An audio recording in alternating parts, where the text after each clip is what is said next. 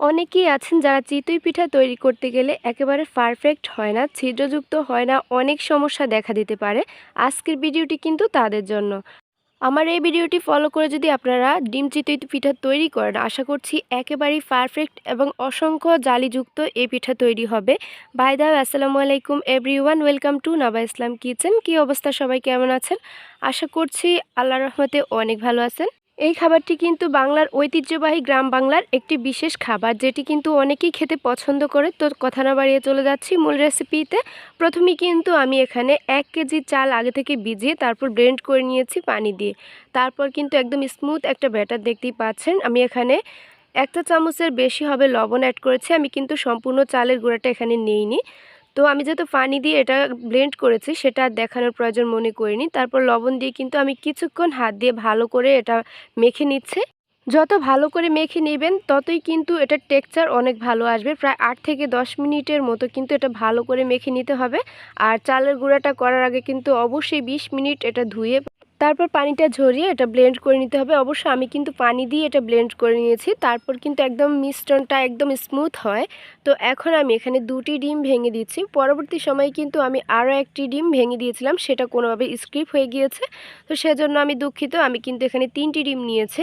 আর দেখতেই পাচ্ছেন আমি ভালো করে হাত দিয়ে আবারও কিছুক্ষণ এভাবে মেখে নিচ্ছি। আর এভাবে মেখে নিলেই কিন্তু আপনার পিঠাটা একেবারেই পারফেক্ট হবে।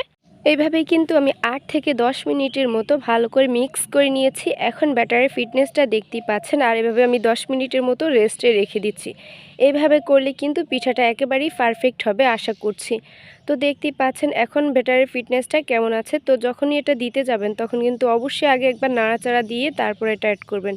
আমাদের গ্রাম্য ভাষায় এটাকে আমরা খোলা বলি। তো দেখতেই পাচ্ছেন এটা একেবারেই নতুন নিয়েছি। আর নতুন এই মাটির পাত্রটা ব্যবহার করার আগে কিন্তু অবশ্যই ভালো করে গরম করে নেবেন। এরপর একটু তেল দিয়ে আপনারা অবশ্যই এটা মুছে নেবেন, তাহলে পিঠা আর লেগে থাকবে না, একেবারে পারফেক্ট হবে। এরপর কিন্তু ডাউলের যে গোল চামচগুলো থাকে সেগুলো দিয়ে এরকম করে চ্যাপটা করে নেবেন, তাহলেই পারফেক্টলি হয়ে যাবে। তো এটা আমি ঢেকে দিয়েছিলাম 1 থেকে 1.5 মিনিটের মতো। 1.5 মিনিট পর দেখতেই পাচ্ছেন আমার ফার্স্ট পিঠাটা কেমন হয়েছে। এখন কিন্তু আমি একটা খুসনির সাহায্যে এটা প্রথমে চারিপাশটা একটু আলগা করে নিচ্ছি। আর এরপরই পিঠাটা কিন্তু পারফেক্টলি উঠে গেছে। তো আরও কয়েকটা পিঠা আপনাদের বোঝানোর সুবিধার্থে আমি দেখিয়ে দিচ্ছি। প্রথমেই কিন্তু পাতিলে আমি পাতলা ব্যাটারটা দিয়ে একটু চারিপাশে স্প্রেড আউট করে দিয়েছি। এরপর কিন্তু ঢেকে দিয়েছিলাম 1 থেকে 1.5 মিনিটের মতো। 1.5 মিনিট পরই দেখতে পাচ্ছেন একেবারে পারফেক্টলি পিঠাগুলো হয়ে গেছে। তো এটা যতবারই করবেন ততবারই কিন্তু এই কড়াইটা কিংবা খোলা যেটাই বলেন না কেন, এটা অবশ্যই মুছে নেবেন, তাহলে কিন্তু আর এটা লেগে থাকার কোনো চান্স থাকবে না, সেটা যতই নতুন পাতিল হোক না কেন। এইভাবেই কিন্তু মাশাল্লাহ মাশাল্লাহ আমার সবগুলো এতটাই পারফেক্ট হয়েছে। আমি পরবর্তী সময়ে আপনাদেরকে দেখিয়ে দেব যে পিঠাগুলো কতটা পারফেক্ট হয়েছে। একেবারে প্রথম পিঠা থেকে এই পর্যন্ত লাস্ট পর্যন্ত সবগুলো পিঠাই এতটা পারফেক্ট হয়েছে।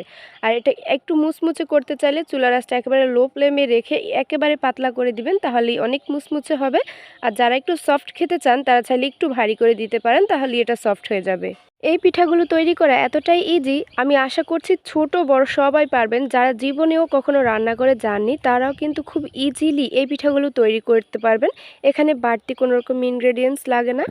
আর পিঠাগুলো খেয়াল করেছেন নিশ্চয়ই, অসংখ্য ছিদ্রযুক্ত হয়েছে এই পিঠাগুলো। আর প্রতিটি পিঠা এতটাই পারফেক্ট হয়েছে, নিচে কোনো রকম পোড়া লাগেনি, কিচ্ছু না। জাস্ট সফট তৈরি করতে চাইলে সফট হবে, আর একটু মুচমুচে করতে চাইলে মুচমুচে হবে।